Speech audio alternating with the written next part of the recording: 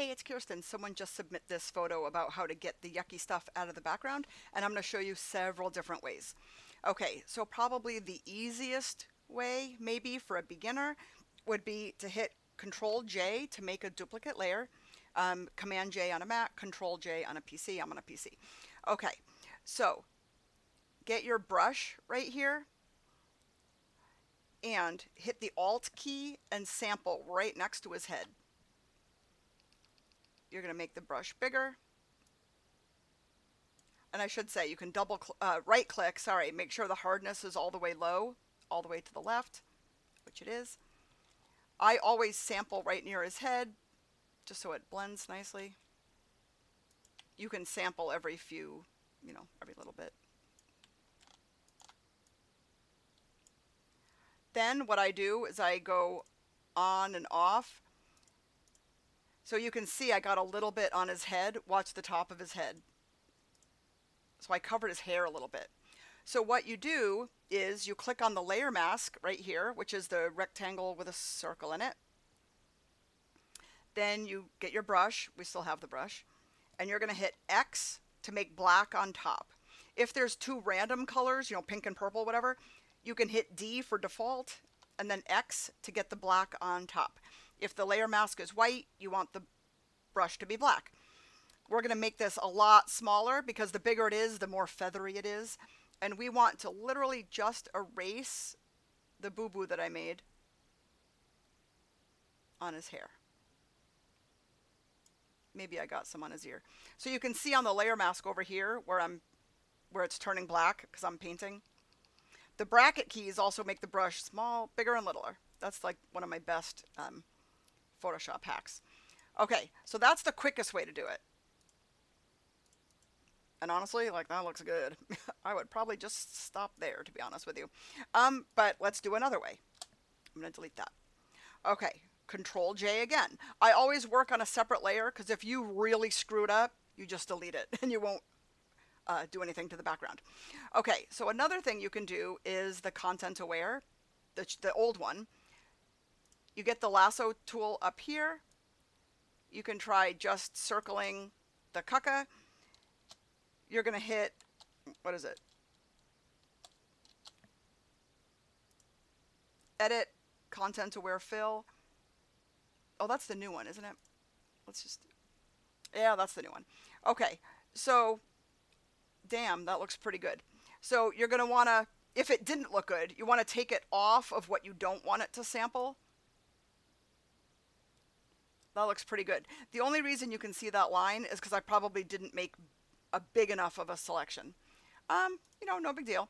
Then you can kind of play around over here. Just the color adaptation. I don't mess with anything else. That looks dumb. Okay, let's go back. I think the default looked fine. And then hit OK. You can either click on the outside or Control D deselects. You can kind of see a little bit that you got that line right there, in which case I would probably just get my brush, lightly sample like this, lightly sample, but you can see it's like a different color. It didn't sample very well. Okay, so I actually hate that method, so let's get rid of that. Control D deselects. Okay, so another thing you can do is go to, well actually hang on, I don't think, did I delete that? There we go. Okay, so another thing you can do is the object selection tool right here. This is what I do. This is my method. Then you're going to select the whole baby and the blanket and the basket.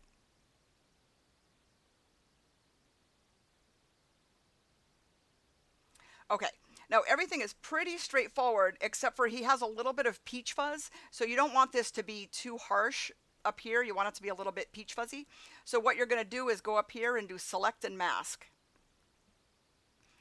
Okay. I usually leave all these on just the default settings.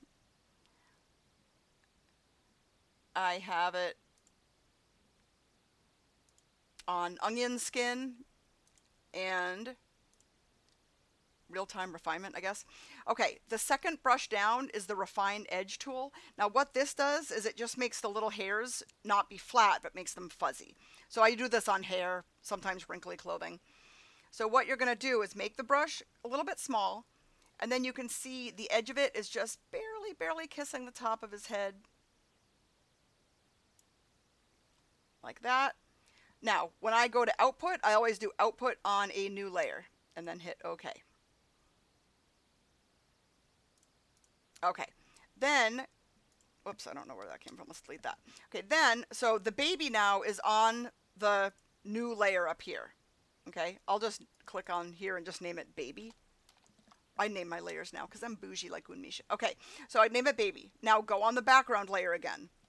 Control J. So the background layer, the baby is on top, background layer is underneath, background right here. Okay, this way, and there's a couple different ways.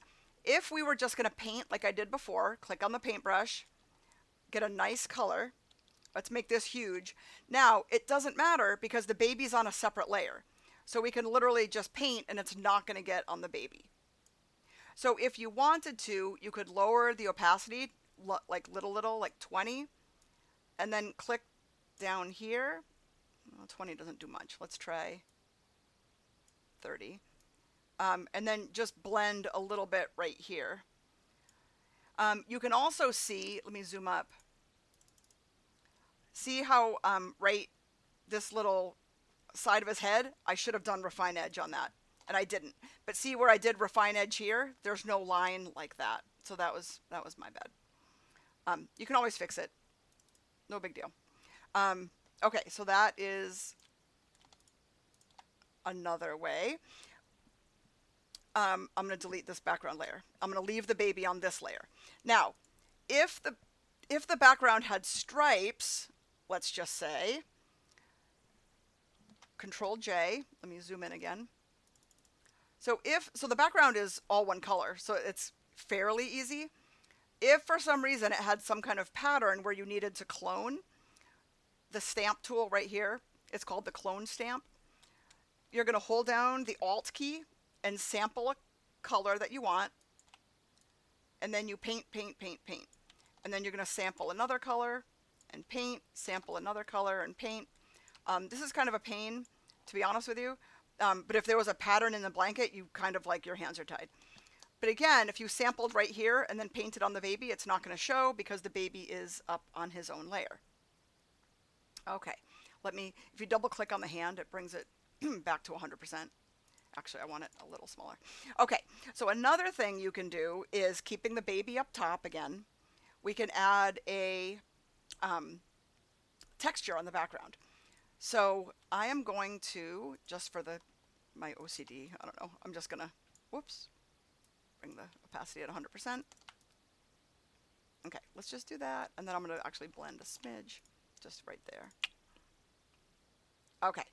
All right. So on the background layer, if you go File, Place Embedded, and then I have, everything is like pretty meticulous, but I have textures.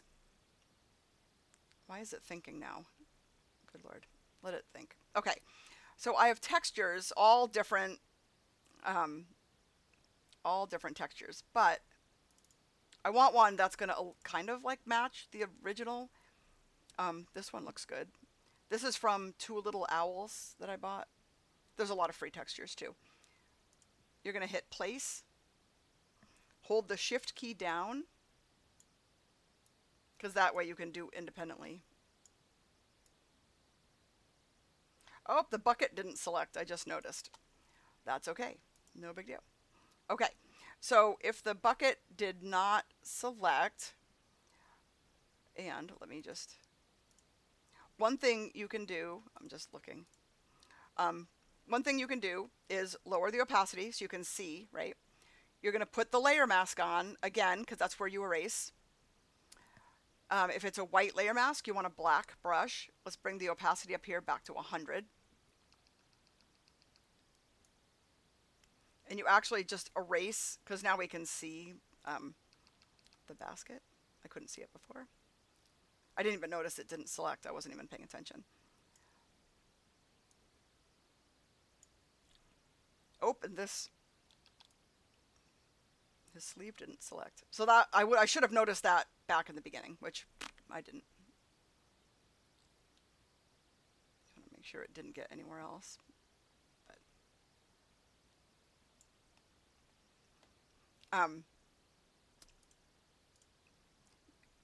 if you want to just go a little bit chill on that, you can always lower